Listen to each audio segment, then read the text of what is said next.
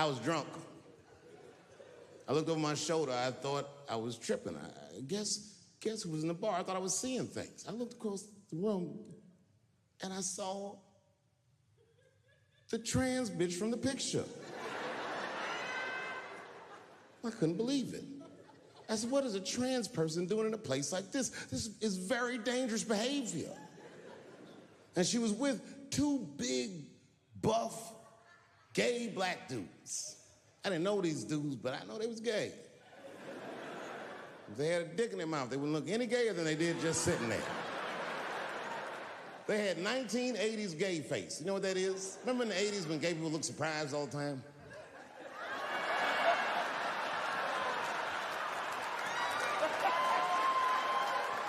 Close your mouth, nigga. What's surprising? You know what I mean? But they was huge. They looked like Juicy Smouillet's trainers.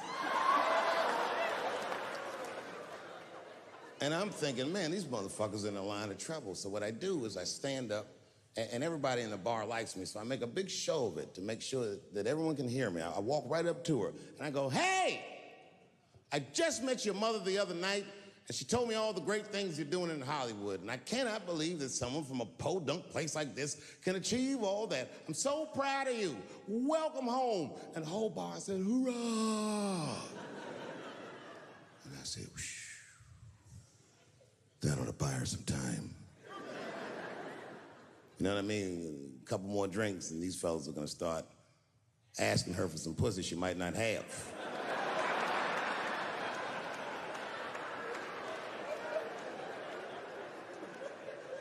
And she was very gracious. She said, thank you so much, and we shook hands, and as she was shaking my hand, her face turned mean, like her mom's. And she said, do you mind not punching down on my people? Oh, I don't like that.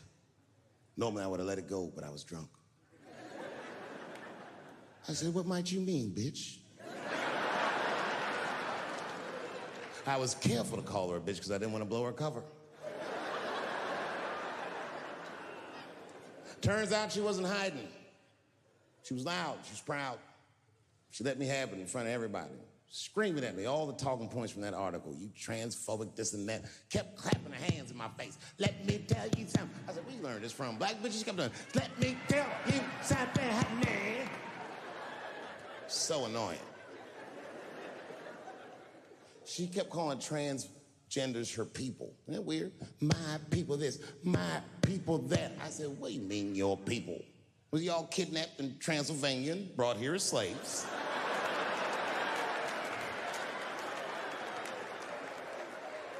She said, my people have struggled for decades, honey. Decades. And I looked at them gay black dudes like, is there anything you niggas need to tell this bitch? Clifford.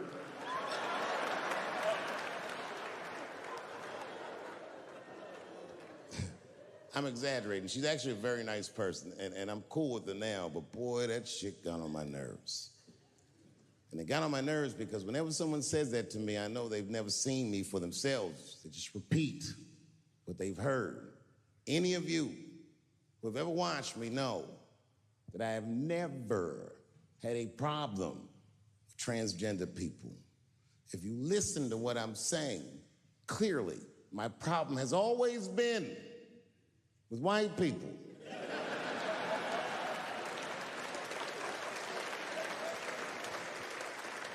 I have been arguing with the whites my entire career. And just when I thought I had you guys on the ropes, you changed all the rules. Oh, yeah? Yeah, motherfucker. Well,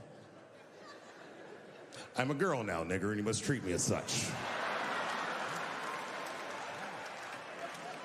Call me a girl, nigger. It's annoying as fuck. No. Go back tonight after the show. Watch every special I did on Netflix. Listen to everything I ever said about that community. I'll go through them. I said, how much do I have to participate in your self-image? I said, you shouldn't discuss this in front of black people. I said, I know niggas in Brooklyn that wear high heels just to feel safe. I asked you, why is it easier for Bruce Jenner to change his gender than it is for Cassius Clay to change his name?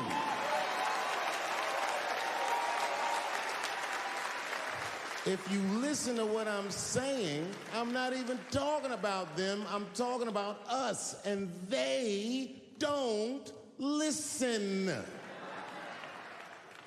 It's very annoying. And they've canceled people that are more powerful than me. They canceled J.K. Rowling. My God, J.K. Rowling wrote all the Harry Potter books by herself. She sold so many books, the Bible worries about her. And they canceled her because she said in an interview, and this is not exactly what she said, but effectually, she said gender was a fact. And then the trans community got mad as shit. They started calling her a TERF. I didn't even know what the fuck that was. But I know that trans people make up words to win arguments. So I looked it up.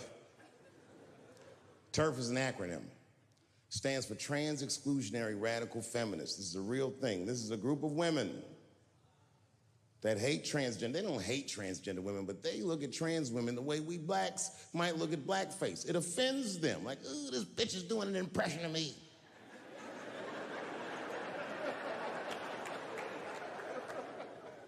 Now, I shouldn't speak on this because I am not a woman, nor am I a trans. But as we've established, I am a feminist. That's right.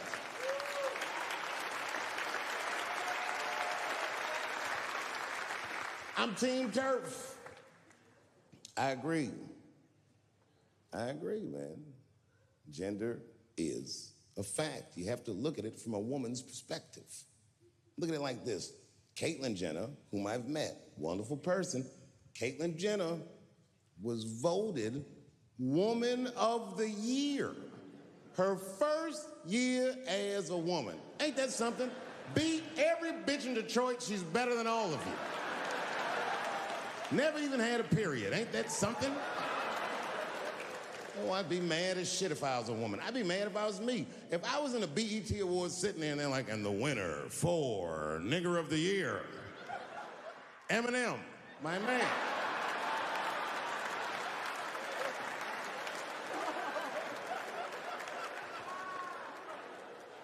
Gender is a fact. This is a fact. Every human being in this room, every human being on earth had to pass through the legs of a woman to be on earth. That is a fact. Now, I am not saying that to say that trans women aren't women. I am just saying that those pussies that they got, you know what I mean?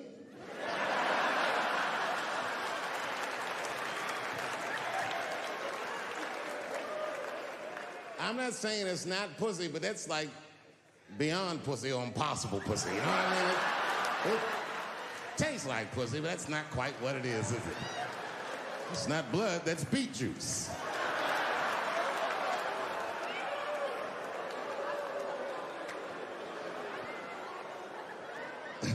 Oh, buddy, I'm in trouble now.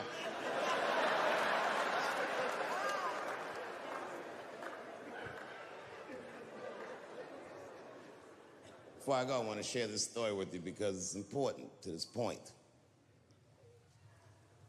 I want your community to know that one of the coolest people I ever met was a transgender woman. And this is not a man that I knew that became a woman. This woman was trans when I met her. Lived in San Francisco. Daphne Dorman is her name. I would do 18 shows in the Bay Area, sometimes in Oakland and Dirty Hood nightclub, and she would be there, a white trans woman, laughing loud and hard at everything I said, especially the trans jokes. It's very puzzling. Because she was obviously trans. And one night after one of the shows, I met her. And what it was, turns out, it was her dream to be a comedian. And I was her hero. It's very moving. I could not dislike somebody that felt that way about me. We became fast friends. And when I made that special Sticks and Stones, right as it was coming out, I happened to be in San Francisco and I wanted to do a show, but I needed an opening act. And I remembered that trans woman I'd met. So I called her on the phone. And I called her myself. I said, hey, Daphne, this is Dave Chappelle. She couldn't believe it. And then I go, I'm in San Francisco. And then she started saying a bunch of wild stuff. I was like, relax now. I don't want any pussy. I was, I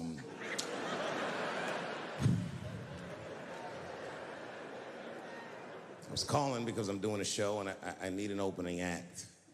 And I was wondering if you'd open the show. And she was like, fuck yeah. Now, I didn't know this at the time, but this woman had only done stand-up comedy 8 times in her life. This is little to no experience. And now she's about to open a show for what many call the GOAT.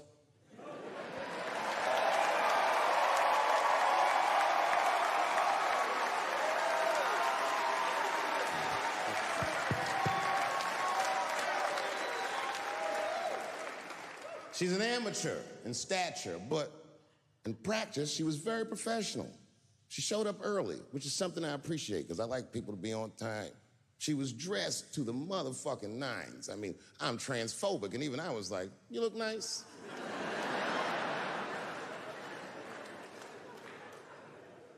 Went up on the stage with all the swag of a professional comedian, grabbed that mic and walked right down the middle and looked at the crowd like a gangster.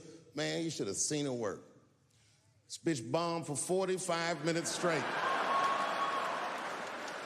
And I am not exaggerating, young man. That show was terrible. Stunk.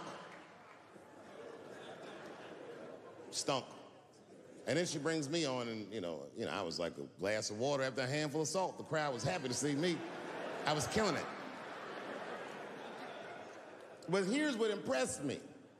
Any other comedian I've ever seen, if they had bombed as bad as she did, would have snuck out of the back of the theater and went home and cried or something. And she didn't do that. Not only did she not leave, she found a seat right up in front. You know, when a new comedian watches an experienced comedian in comedy, we call this taking class. And this bitch took my whole class. She sat up there and was laughing as hard as she always laughs, as if nothing bad had even happened to her. And I saw her show. Something bad happened to her.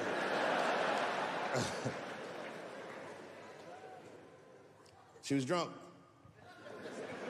So she starts talking to me while I'm on stage, but the way a person would talk to a television when they were alone. She's talking to me like that. That didn't bother me because I knew her, but the crowd didn't like that shit at all because she sucked. And a guy in the back of the room stood up, and Daphne's hair was dyed blonde at the time, and the guy screamed out, and his energy felt wild as fuck. He said, hey, Daphne! And everybody kind of clamped, like got tense. We didn't know if it was a heckler or active shooter. And he said, does the carpet match the drapes? Yeah, it was fucked up.